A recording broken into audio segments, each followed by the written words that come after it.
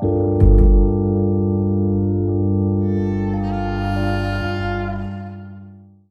two, three. Yeah. Hello, everyone. I'm very happy to be here with you today and present this topic. I'm very truly believe about this approach. Hopefully, I will get someone up to speed and involve you and invite you to be a part of this movement. So, killing regression testing. First of all, I decided to pick such title to provoke you, so people come more and more, and now I feel like a Taylor Swift on a big concert. So you will get attention and will remember something out of this conference, because like if you have long titles, you will forget about it. But kill regression sounds good. Yeah, of course, I'm talking about killing regression because I'm not sure that I would like to deprecate, I would like to keep customers' experience on the same level. So I will today explain you how you can keep the same experience without regression testing. And my clicker is not working. Nice.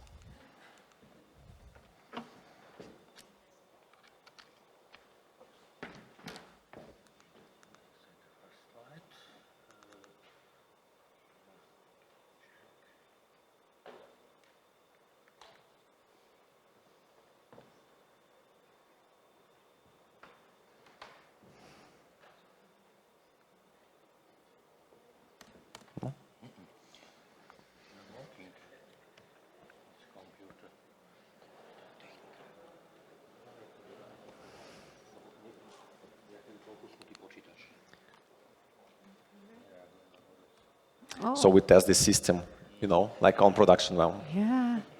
Again. Yeah. Yeah. Somebody. Cool. Does it unfrozen? Okay. Hopefully it will work. No, Maybe it's this on button? purpose because we are waiting for the other people to come. You see, that's yes. Yeah, now it's working. Thank you Yeah. so much. Yeah, it's Perfect. me. So yeah, that was on purpose. So thank you. So I will start with disclaimer because today we are talking only about fast-paced startup agile environment where you build software that doesn't affect people's life. We're not talking about airplanes. We're not talking about medical systems. We're talking about basic e-commerce, venture startup environment when you try to earn as much money as possible in a short period of time. And this is very important. Additionally, on your leaflets, you can see that I'm working for Flink. I'm not working for Flink anymore. Flink cut costs and lay off 130 people. Now I'm working for SAP. And this talk is not connected with SAP because SAP, you know, it's enterprise, huge company, and they have certifications, standardization, etc. Maybe next year when I will be native with SAP environment, I will give you the same perspective, but from enterprise perspective. So if you are working with medical systems, I know some people working with health tech here, or with enterprise software, on-premise software. Probably you could pick some ideas, but not implement fully on your environment. Sorry for that. Stay tuned for the next year. So hi, I'm Valentin, and I have a lot of traumatized experience for the last 12 years. I have seen companies that they're building software very fast and furious. I've seen companies that could not build a single feature for a week. I saw developers that could test themselves and testers that could not test. It always happens. And today I would like to summarize my experience in very short and very quick matter, only 30 minutes, unfortunately. I will talk about why I think it's important to negotiate killing regression testing, how you can do that, and why you should not. Because I would like to be honest with you. If you present some software or project, people don't want to highlight your risks. Today I would like to get as much as possible out of these topics, and I will highlight you risks you could face.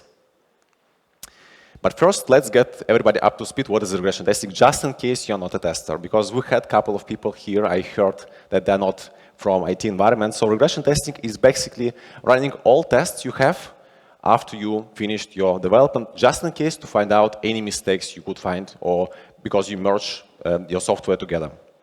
We're running functional and non-functional tests to ensure that previously developed and tested software still performs as expected. You know that, right? Like, do you run regression testing at home, at work? Raise your hands. Yeah, everybody. Nice. So why we do that? I truly believe that we are afraid. I think we do that because we are not comfortable and we're not confident with software we build. If you are very comfortable and confident with software you build, why you should spend so much time to run regression testing or implement automation tests? To run to build software that's not actually part of the product. End-to-end testing is a separate product. And of course, you could follow test-driven development, and test will be part of your software. But if we're talking about end-to-end testing, specifically regression testing, is not part of the software. You are building inside your team separate product. And you have to keep in mind that separate product means separate dependencies, separate backlog, separate prioritization, and probably your prioritization would be lower than developing a product, because your product you're not selling. You're not selling regression testing to anyone. You're selling your product. Now we are turning into happy startup life. What happens on a first sprint? You have 2 weeks, and you plan some development. Let's assume you are a very new team, and you have very, no code exists. You develop half of the sprint. You did your regression testing because you have a little bit of features, and you did release. And surprisingly, you have some time left. Meet Steve. Steve is happy for your team. He decided that Steve is our product manager. He did amazing work. We can do more next sprint, because what you would like to do, you would like to develop new features and earn a little bit more money. So next sprint, what happened? We plan a little bit more of development. So fill up the whole 2 weeks of our work. And still, again, we did our regression testing. We plan everything accordingly and did release. Steve is very happy again. Awesome. Everything right on time. What we're going to do next? And regression testing a little bit bigger because we already developed a little bit more features, right? Steve also understood that easily. What happens next? Clicker. Why? What's happening with you? We plan the same amount of development, because previously we learned that we could do the same work in 2 weeks, so we plan the same. I don't know, do you use sprint, or do you use user stories, or you estimate in hours? It doesn't matter. You estimate the same amount of development for 2 weeks. But regression, as you see, overflows. Hopefully everybody faced this situation before.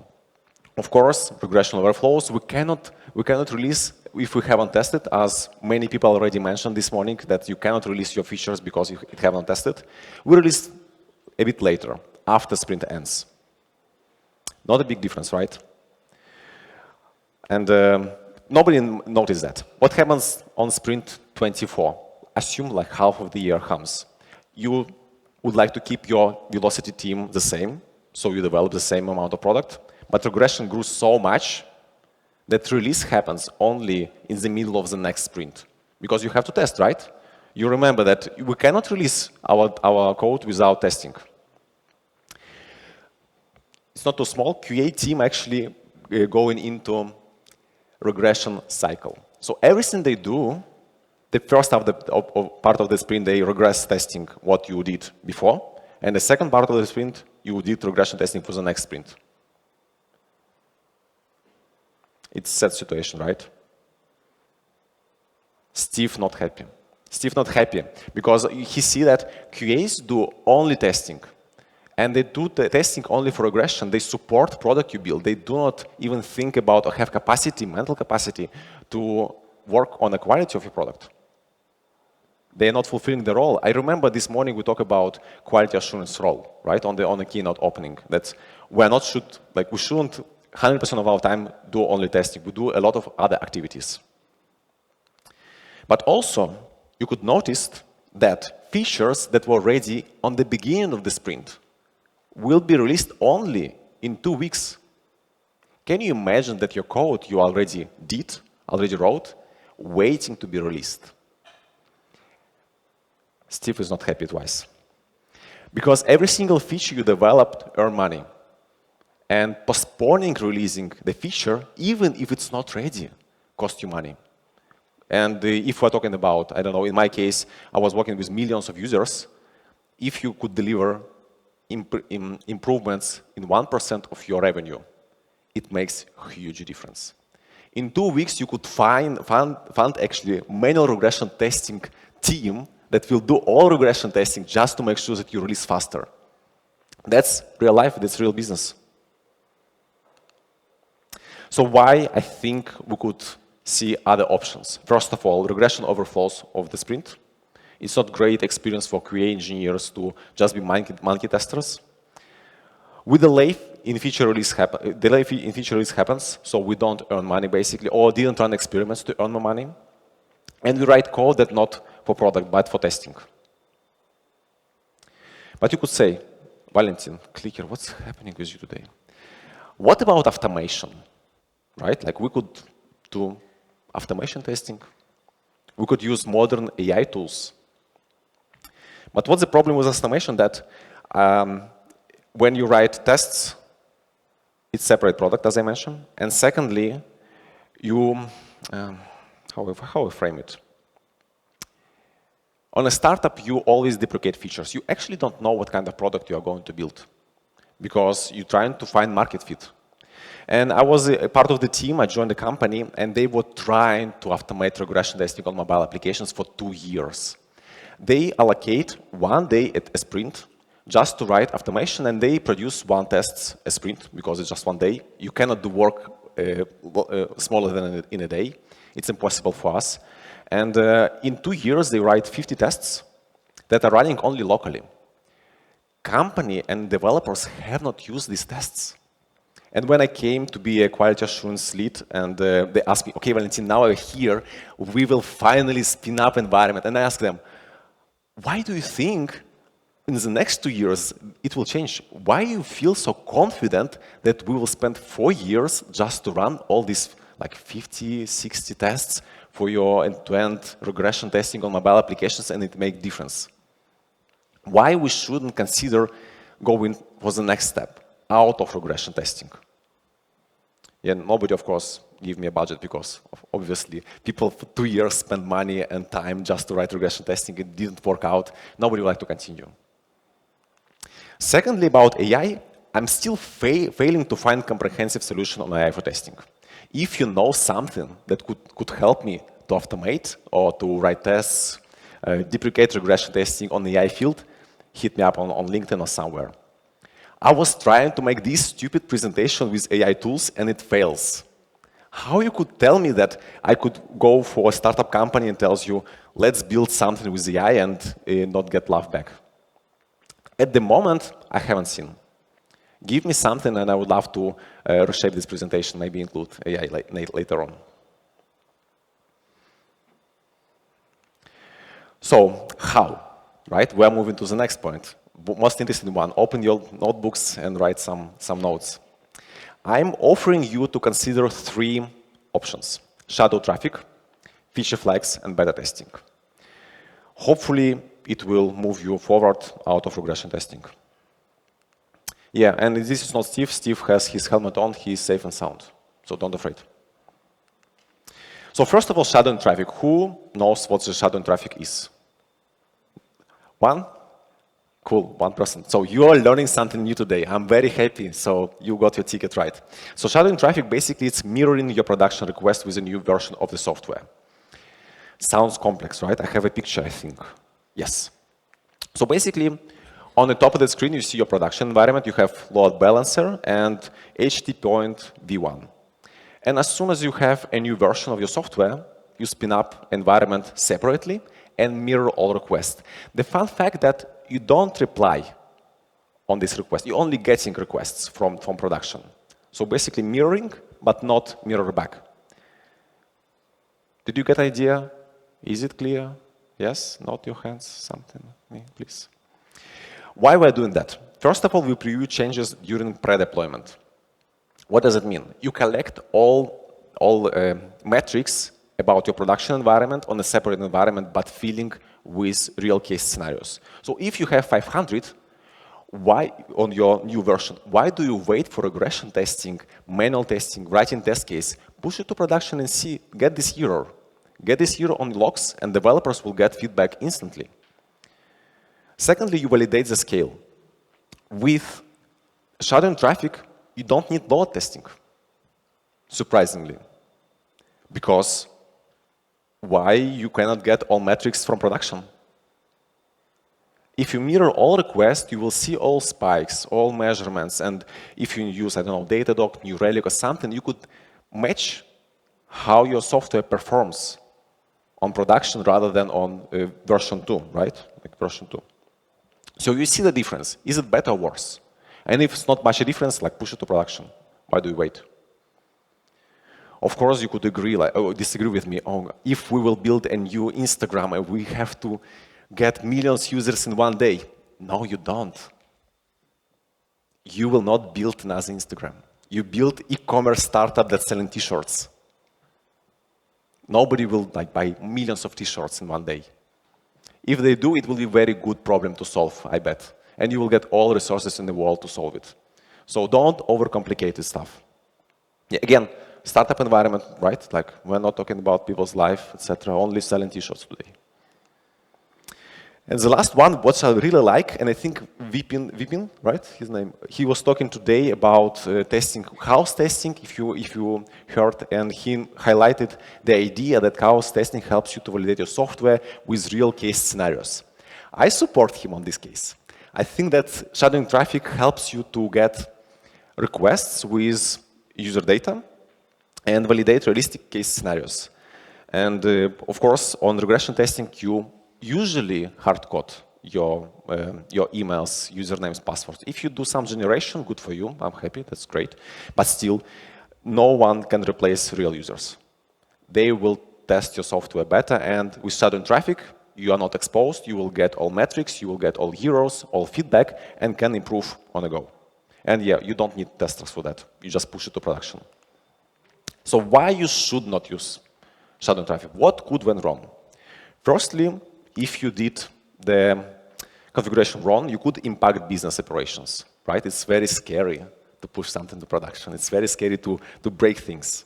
Specifically, when I'm talking about writing database, if you are not familiar with microservices, how to separate clusters, how to do databases, replicas, etc., it's not for you. You have to learn. First, learn, next, execute. Second one, you need to take care of not to make any persistent changes. And for example, like payments. Like we're selling t-shirts today, remember? If I don't want to charge people twice for a t-shirt, of course not. You have to make sure that you push all requests to, I don't know, sandbox, let's assume, for example, as an option. Traffic mirroring cannot run any actual transaction, yet it's about payments. And the last one, GDPR. This is a hard topic because you cannot actually use user data for testing through GDPR perspective. But we're selling t-shirts in America, so we don't care. Of course, like on the next slide, I have some options to avoid it. First of all, this is also a very important slide because these 4 tools you could utilize on your day-to-day routine. ISTO, it is a library from Google. If you are hosting on Google Cloud, this is your go. They already did everything, plug in and play. If you are doing it on Amazon AWS, they have traffic mirroring feature. Nobody talking about that for some reason. I don't know why. And if you're not hosting anywhere, I'm offering you 2 software as a service systems, Ambassador and SpeedScale. They help you to set up everything. And also they do anonymization of data. So you could easily do shadowing traffic without GDPR violation. What I forgot to mention about shadowing traffic, that's load testing one more time. Do you know how much does it cost to run load testing? Have you ever tried? On my previous experience, we had 1 terabyte database with our customers because we do messaging. We did messaging platform. So we did a lot of messages and files and video calls, video visits. It costs so much money. Like we spent 100,000 euros a month for infrastructure. Nobody can give me 100,000 euros just spin up standalone environment and run my load automation tests. It's impossible. Like it costs so much money. And I bet Facebook doesn't have a staging environment. I bet Google doesn't have staging environment. SAP, next year I will tell you. Let's move on. Let's move on to feature flags. I like these feature flags topics because hopefully you're familiar with feature flags in some way. And usually you're familiar from marketing perspective because marketing would love to have feature flags just to make sure that we could release our features on time. But developers forget about it for some reason because it's marketing thing.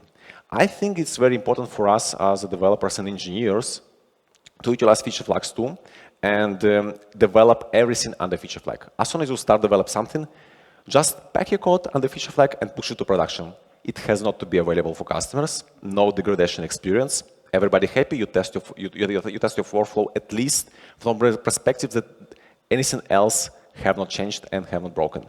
That means that we are moving to trunk-based development. So we are not doing feature branches, you push everything to master under feature flag. But feature flag, of course, switched off. Yeah. And what I like a lot, separate deploy from release.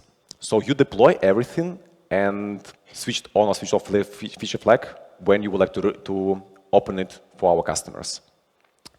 10 years ago, I remember that you deploy and it's automatically available for customers. It was worst experience ever because you don't know what's going to happen with deployment.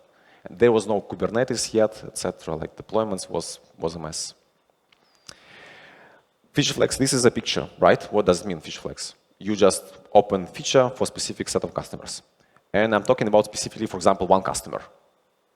If you change your login form, develop on the feature flag, push it to production, open for one customer, wait until he or she log in and validate for your results.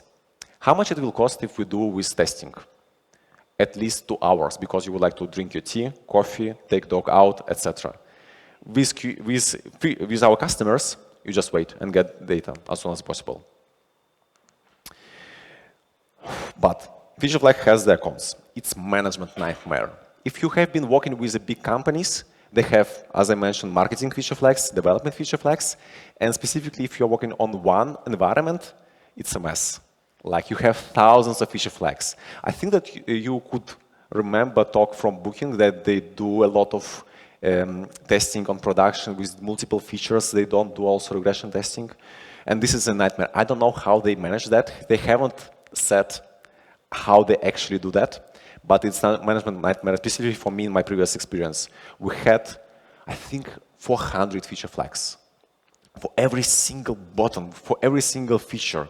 And if you are not name it right, you will forget about it. And integration nightmare, because you could integrate it on multiple levels. You could do it on front-end level, just close your API or close your part of your front-end. You could do it on very low level. You just encapsulate part of your backend stuff, models, I don't know, controllers, etc. And you have to remember when you did that. Because next time you would like to switch off the flag, you could switch off, for example, it on the backend, but front-end will be available, and someone would like to hit the button and get request back, but it will be not possible. So be very sure where you do that and how. Again, learn before use. 3 software as a service I would like to offer you if you don't want to develop feature flags yourself. Optimizely, launch darkly, and open feature. I think open feature is for free, but we use launch darkly, pleasant experience, highly recommend. Take your pictures now. Good. Hopefully we'll share slides later on with everybody, right? Do we share slides? No, you don't know? Okay. I will share with you slides. Follow me on LinkedIn. The last piece is beta testing. Beta testing is opening your software for customers before general audience, right? Hopefully some of you did that. And in this case, you have to pick a tool yourself. What kind of software you use, what kind of product you build. If you do beta testing, one second, yeah. If you do beta testing, for example, mobile applications, it's very easy. Android works out of box. You just have small button opening for beta testers, and everybody could sign up. If you open your Android device, scroll it on Play Market, you will see sign up for beta testing, and you will get new version as soon as possible. For Android, for iOS, you know the slide a little bit more tricky, but still manageable. What about websites? For software as a service, specifically when we're talking about B2B, it could work if you offer your customers be a beta tester on a separate domain. Just do beta.blablabla.com, offer new features, and see how it goes. Again, you need a lot of customers, right? In my case, I worked for a company with 2,000 people, employees, and we did beta testing inside the company, and we offered additional discount. So as soon as you are using our own software with beta testing, we apply your discount automatically, so people will be happy to have us. And we deploy betas every single day, even 2-3 times a day, as soon as code is ready. I don't want to wait a week to get error back. I would like to understand the developers know what's going wrong right now. So we did beta testing extensively specifically for Android. We did like release 2-3 times a day as soon as it's ready. So again, shadowing traffic, feature flags, beta testing.Maybe you could do something else. I haven't discovered it yet, but these three main things could work for you. The last slide, like why you shouldn't do that. Remember? Risks. What could went wrong? And I have a slide, yeah. First of all, you could notice that it's very complex technical implementation. You have to learn before use. But as soon as you learn and build bulletproof software, it will be way more easy for you next. Secondly, not enough data.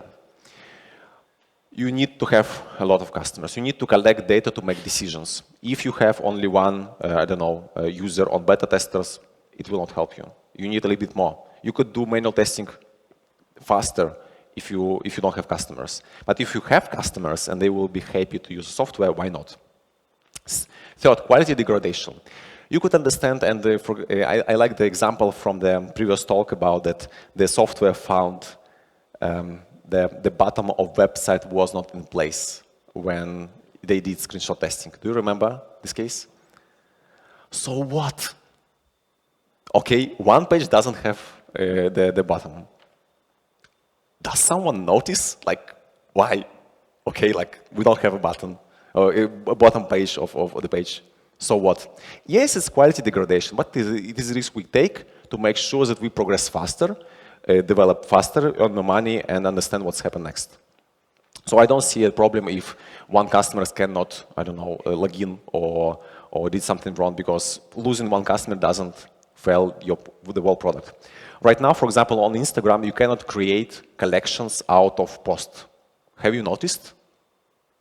No, because nobody cares. It's $1 million company, and the feature you could do right now on iOS is not working. I check in every single day for the last 2 weeks. Nobody cares. They probably don't have observability on that. And your customers, like me with Instagram, I would love to make beautiful collection out of posts and share with friends, because everybody asks me where to go to Berlin. Oh, I'm so tired, I just need to use it. And the last thing, a lot of other things could also went wrong. That's why your software has to be bulletproof. So why we should consider a change? First of all, we could lose 10 or even 100 customers, and it will not hurt our business, because we sell t-shirts. Like, okay, we lose t-shirts, 10 t-shirts a day. How much we will earn? Like $10, I don't know, 20. 1 hour of QA will cost you more. It's okay to lose customers, because acquisition of the customers is also automatic. You understand that marketing working on as a machine, you throw money, you get customers, they use your product, maybe not use your product, and go back.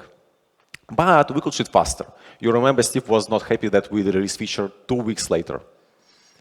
Again, if you have a lot of customers, it's worth it. Secondly, you finally will make decisions based on data. And it will help you to move forward. When you're talking about regression testing, you usually have 1 case, 2 cases, 3 cases. But if you have customers that help you to evaluate your product, you will have way more data and could make your decisions based on data. And the last one, we're building confidence in team. So now, when you have a developer and you build architecture pipeline, when they commit the code and it's automatically pushed to production, they don't have options. They will test, because they would love to progress with their features. And it's not a bad thing, actually.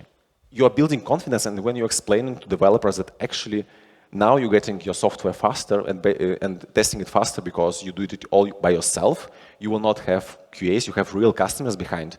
It's building a habit to deliver as good product as possible. I would like to mention observability. It's not part of this topic, but you have to have something like Datadog, Grafana, New Relic in place. Without observability, it's impossible. You don't collect data. And please communicate with your SRE engineer or someone else who could do that for you, or do it yourself. Again, learn and use.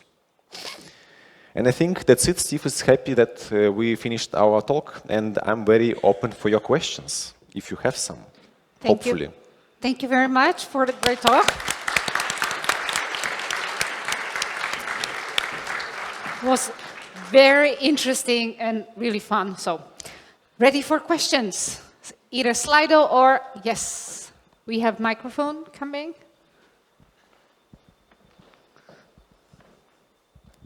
Thank you very much for the good presentation. But I'm curious to know, have you collected any metrics to measure the solution in terms of regression testing, or with your experience in a system of development where there has been regression testing and this format where there isn't regression testing? Because I personally haven't experienced it, and I'm optimistic about this, but I'm not sure how it would be. And based on the quality of the product, I don't know if this really compromises the quality. And for some businesses, we are not talking about businesses that are life-changing, like health and everything. But again, the cost of losing a customer might make you lose more money instead of instead of the money you would have spent in doing the quality assurance of the product. Thank you. I hope I understand the question correctly, and maybe it comes from understanding product metrics first. And let's take like simple example with login form. We would like to understand what's the quality of the login form. We push everything to production, wait for data, right? How does it work? You have to set success metric for your feature. So what does it mean that feature is working? Hopefully your product manager has success metrics or something, but with login form it's very easy. Like you fill up the form, they click login, customers got on profile page. Or they got error because login is not working, or password is wrong, or customer does not exist, or 4 or 500. So we have this like cloud of different options. And with observability, as soon as something spiked up, you shouldn't wait for customers to come to you and ask what happens. You will get notification and always SMS, Slack, or something wrong. We could roll back easily. Hopefully, we will use Argo CD or something like that. So we just click button, deploy new version of Docker image, and everything is fine. But this spike that happens, it has to be on a product level, of course. In my case scenario, I was working for Flink. I will tell you a small story. We had a problem with production environment that our endpoint that gives you a time to deliver feature. If you don't know Flink, it's 10 minutes delivery service. You just grab your groceries on the basket and we will deliver to you in 10 minutes. Our one endpoint have not worked because our system, one of the microservices was down. It's a complex solution. And we noticed that because of the observability, the time between we resolve the fix and customers complain was 10 minutes. Feature was already resolved and on production, and we got requests from customers 10 minutes later. And when like customer support asked me why we have minus 10 minutes resolution time, like how it's possible that we resolve issues faster than people complains. The answer, because I set metric. I noticed that the percent between users between open the page, open mobile applications and get a home screen was dramatically increased like in 5 minutes. I got notification on my phone. I go to our developer, said like revert back as soon as possible. But customers, they trying to use your application, right? Like they trying to log in a form. It takes time. They now go to email, write a message to a customer support. It takes 10 minutes. But the production was already good.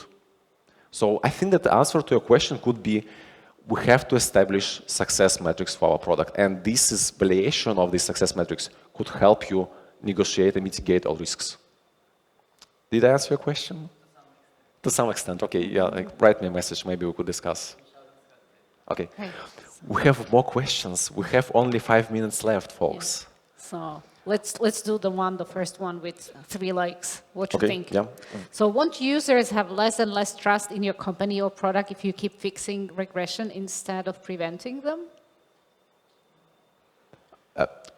I think it's easy to answer because if we lost customer, we lost it. So new customers don't know about that. We have 8 billion people in the globe. We could find another customer or another market. Not a problem. Yeah, of course, in some extent, again, we sell T-shirts. Don't forget about that. But I think that's, if customers, the satisfaction of the customer is very tricky, right? And you could easily fix that. Give a discount. Like, okay, you couldn't buy a T-shirt today, give €5 back, and they will buy a t-shirt because they know that they have a discount on their pocket. They cannot resist, it's impossible. And this is actually, of course, about building relationship. And you cannot build relationship without understanding and explaining what is happening, right? Of course, I think that's share openly what was incident with your audience, what we did with B2B customers, for example. We had like post-mortem and shared everything what happens. We pay back money, exactly, of course, but still, we understand if your software doesn't earn money, you do something wrong. You have to earn like 10%, like 50, not 10%, 100% more than you spent. This is what the software is about. It's about the scale, because delivering software costs you nothing. With the internet, some little bit. Okay, 3 more minutes. We have more questions. Who communicate with beta testing users to get feedback? Very good question, because I think that's, we also face this question, like who has to be part of this feedback loop and feedback cycle. We decided that our customer support team will be that. And because when you're a beta tester, specifically with Android devices, you don't know that you're using beta version. You just get updates automatically, and it's updates, and you're using your product as usual. And you will complain to customer success as usual because it's your product. In our case, we specifically proxy the flag that this is a beta version to our customer support. So every time someone complains to customer support about the problem, customer support already know that this customer using beta version, so they could offer them to reinstall application or use production version. It was very easy, and we decided that customer support have one-line communication with customers. Let's keep it as is. That's not overcomplicated. Okay. Last question? Yep. Good, pick one. At which point of time you remove feature flag? Never. Just keep it like, because there's a reason behind. As soon as you remove something, you have a risk to break something. Like why you should like write something of like make a commit just to remove feature flags.